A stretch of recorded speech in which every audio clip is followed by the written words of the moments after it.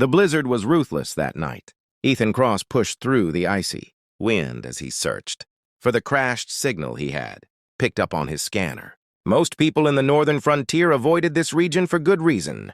Temperatures fell low enough to freeze a man solid in minutes. But Ethan had lived here all his life. He knew how to survive. As he hiked forward, the scanner beeped sharply. He brushed snow away and saw a faint blue glow under a fallen ice ridge. His heart raced. This was no human beacon. He dug quickly with his gloved hands. When he cleared the snow, shock hit him. Two girls lay curled together under the ice, their skin pale silver and glowing softly, their hair white like frost. Their bodies shivered violently. Alien, young, dying. Without hesitating, Ethan lifted both of them into his arms and carried them back to his cabin.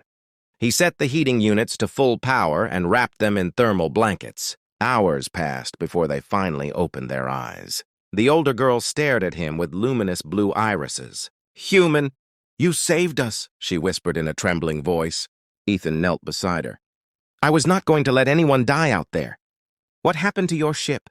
The younger girl clutched his sleeve with weak fingers. "Our transport was attacked. We escaped in a pod, but it crashed. You rescued us." Their names were Solara and Nyla, sisters from a distant star empire.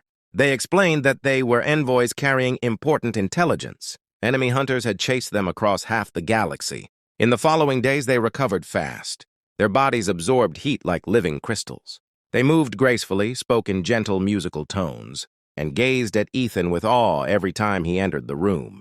"You risked your life for strangers," Solara said one evening. "No one in our empire would do such a thing for two unknown travelers." Nyla nodded eagerly. "Humans are stronger and kinder than the stories claim. Ethan, you are special." Ethan laughed awkwardly. "I only did what was right." But both sisters watched him with growing devotion. They followed him around the cabin, helped him with tasks, and sat beside him near the fire.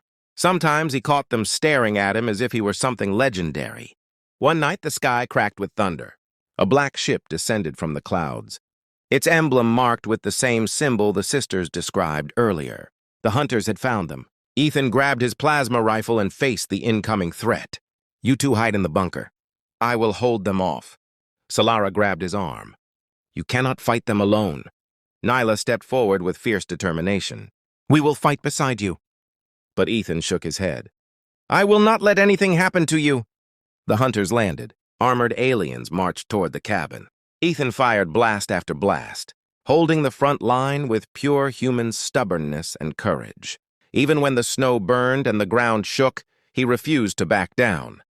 Seeing his bravery, the sisters unleashed their own powers. Their bodies glowed like twin stars, and a wave of blue energy swept across the battlefield. The hunters staggered and fell, overwhelmed. When the battle ended, the sisters ran to Ethan. Solara spoke first, her voice filled with emotion. "You protected us without fear. In our culture, that bond is sacred." Nyla held his hand tightly. "And now we both want to stay with you. We both want to be yours." Ethan was stunned. I did not rescue you for a reward." Solara smiled warmly. "This is not a reward. This is a choice, our choice." They stood with him in the glowing snow, the storm finally clearing. Above them, the sky shimmered with stars the sisters once called home. Now they had chosen a new home. With him, and the legend of the human who saved two, alien sisters began to spread. Across the galaxy, a story of courage, warmth,